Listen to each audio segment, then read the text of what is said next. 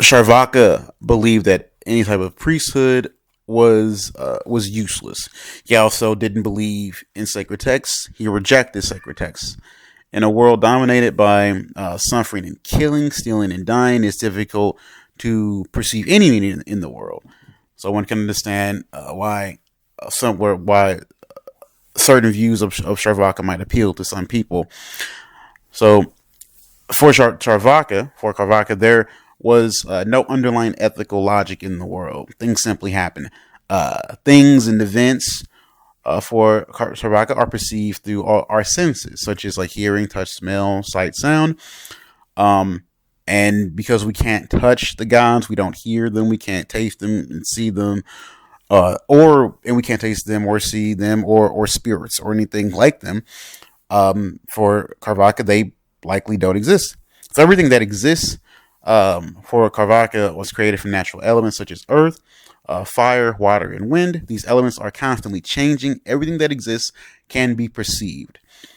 This is similar to Berkeley, where Berkeley argued SCS percepi, which means that anything, the only things that can be perceived are the only things that exist are things that can be perceived. So everything that is intelligible is everything that can be perceived.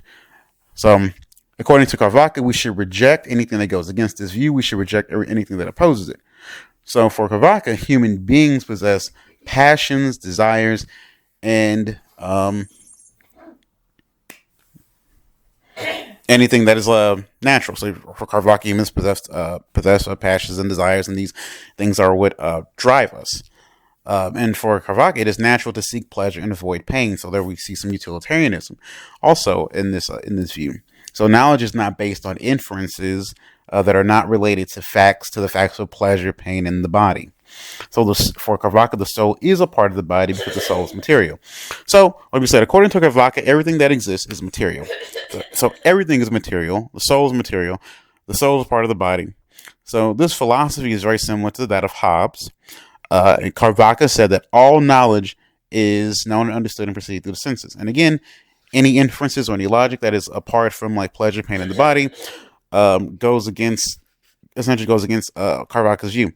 So this empiricism, like I already said, is very similar to Hobbes. Both philosophers believed that there was only one God. Charvaka certainly did not believe that God would have been spiritual, and that is again if I was interpreting this text correctly, and if Charvaka actually believed in a deity. I think somewhere in the text I said that somewhere I do believe that Charvaka did believe that there is a one deity though. So and people desire pleasure and not pain or suffering. This is again similar to hedonism. Now Buddha said something similar, but Buddha said that we suffer because we desire. So according to Charvaka, desires are natural. So we are made of desires. It drives us. At least we're ultimately made of some mixture of like fire, earth, water, and wind. But according to Buddha, we are made of a soul. According to Buddha, we are fundamentally mind. And according to both philosophers, spirit and mind is not permanent.